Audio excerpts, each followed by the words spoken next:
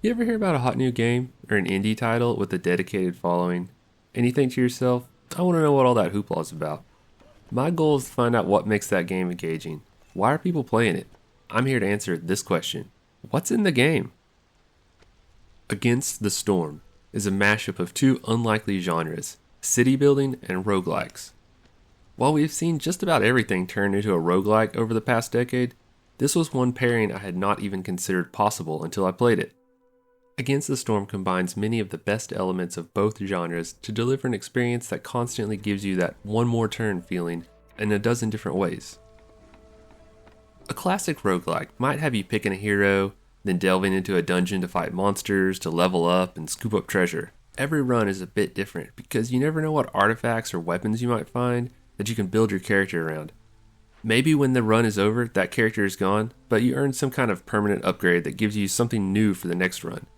Against the Storm takes those exact mechanics and applies them to city building. Each run is a settlement. The treasures you find are the buildings and resources that you'll shape your settlement around. The monsters become challenges you encounter as your village grows and expands into the mysterious glades of the surrounding forest.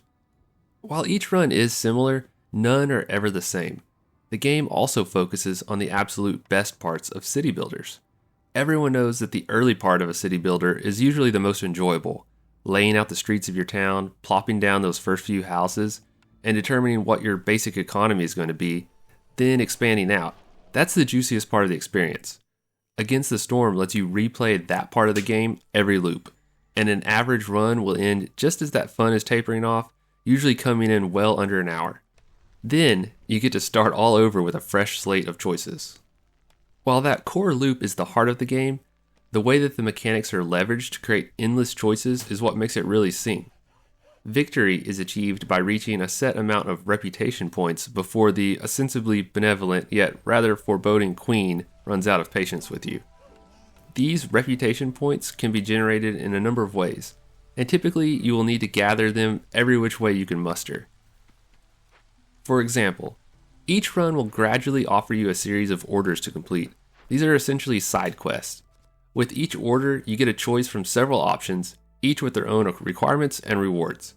Your strategy may be shaped by the requirements you're given, the rewards you're offered, or both. Other ways to earn reputation include keeping your various species of citizens happy and defeating the challenges lurking in the forest. Increasing your reputation will also net you new buildings you can construct, but you won't know ahead of time what you might receive. Given the very random nature of everything in the game, you'll have to be able to tweak your strategy on the fly to have much chance of success. This is a game with production chains, where you harvest raw goods from the world, then convert them into other goods that you might need for construction, for trade, or to send on down the line for further processing even more valuable goods.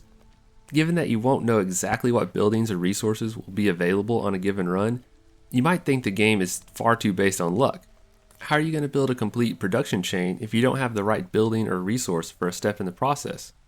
This is where the flexibility of the game comes in. Every good can be produced by multiple different buildings. Every recipe can have ingredients swapped between various substitutes. There's always a most efficient option, but sometimes you'll have to work with what you've got on hand.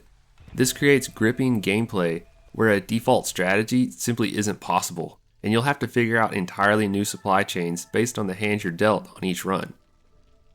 Now, any game can have loads of variables and mechanics. Part of what sets Against the Storm apart is how all of these things are gracefully layered over one another. For starters, each run involves progression beyond what you accomplish with that particular settlement. You, as the player, will progress in skill as you're forced to test your tactics against a new array of challenges every single time. The assorted variables may be similar, but they're never quite the same, making each run a fresh experience. You'll also bring back points that you can spend in the smoldering city to unlock permanent upgrades that affect every run going forward. These upgrades vary greatly from small boosts in productivity to entirely new mechanics that are sealed off at the beginning of the game. There are also deeds, which are essentially achievements that give you dozens of optional objectives to chase, each with their own rewards. As you level up and climb the tech tree on this strategic layer, as well as improve your skills, you'll get stronger, and you'll find that you can win every run at the easier difficulty.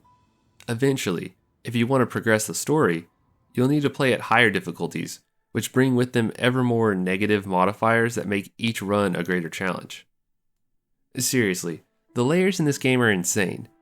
At first you'll be happy to build some houses and collect a few resources, but then you'll be on to generating goods and completing quests, and after that, it's on to developing multiple step production chains to create higher tier items to make your people happy. That's all before we even get to setting up trade routes, utilizing rain punk technology, and dealing with blight rot. Given that the game is called Against the Storm, it's unsurprising that it involves a lot of rain. In fact, it's almost always raining, but more on that later. In gameplay terms, this translates into rainwater that comes in 3 varieties, which you can collect and use to boost production of many buildings.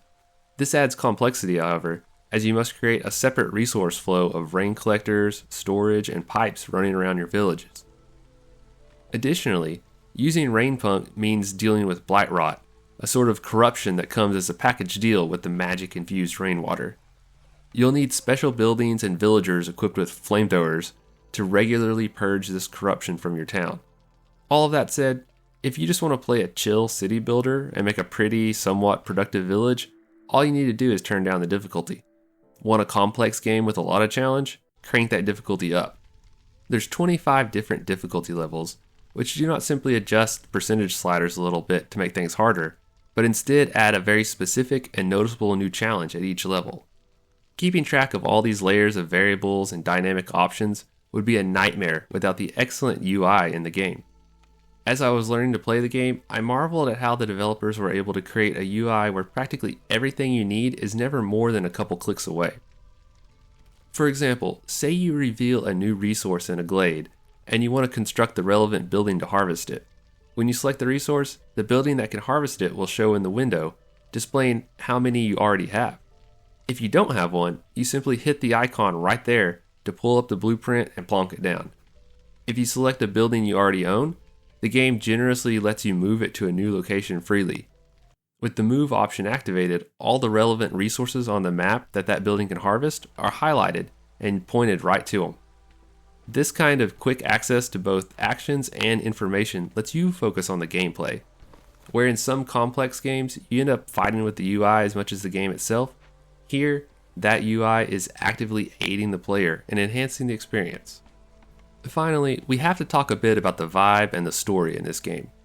As you may have noticed, it features cute and cartoonish graphics. Your villagers can be humans, but they can also be lizard people or beavers, among several other whimsical options. The music is always a bit melancholy, matching the never-ending rain that ebbs and flows but is always present. The story, which gives context to all these new villages that you're establishing over and over, is that the world is haunted by a forever storm. The only safe place in the world is the smoldering city, ruled over by a queen who seems just a bit more menacing than you like to see in your monarchs. The storm goes through cycles, and sometimes recedes, offering a chance for civilization to push out and gain a foothold. Your goal is to build a string of settlements which can reach one of the ancient seals that serve as boss encounters. Closing these lets you progress even further out into the world, but your time is limited, and eventually the storm will surge, wiping out your settlements and forcing you to start over. But you'll be coming back stronger than ever, with more perks and bonuses unlocked. Against the Storm succeeds because the developers understand what makes roguelikes and city builders fun. They are completely zeroed in on your dopamine receptors, hitting those buttons over and over in your brain with practically every part of the game. Every run is a puzzle with spiraling numbers of variables to engage with. Your mind will start cooking when you realize just how many ways there are to optimize your strategy within each run. You'll settle into a comfortable routine, only to then incorporate some entirely new aspect of the game into your strategy. There are numerous parts I did not even get to. How the forest around you is hostile, how that manifests in a huge number of ways, how each run you'll get to pick from a number of cornerstones which are significant perks that can be leveraged into super efficient strategies. How, with more advanced play, you can start getting nerdy in the ledger, setting desired production and storage levels for every resource, or restricting consumption of specific items. Once again, the amazing UI is here to make all of that very easy, allowing you to focus on the decisions. And the beauty of all of it is that each run is relatively short. Whether you win or lose, you'll be starting all over again with a whole new puzzle to solve each time. Against the Storm is simply one of the most unexpected but best games I've played in years. I love solving problems and optimizing for efficiency. I get a thrill from finding a new, better way of doing something. If you're like me, this game is here to inject that feeling right into your veins. Thanks for watching Example of Play. If you liked the video, hit subscribe, hit that like button, and we'll see you next time. Thanks. Bye.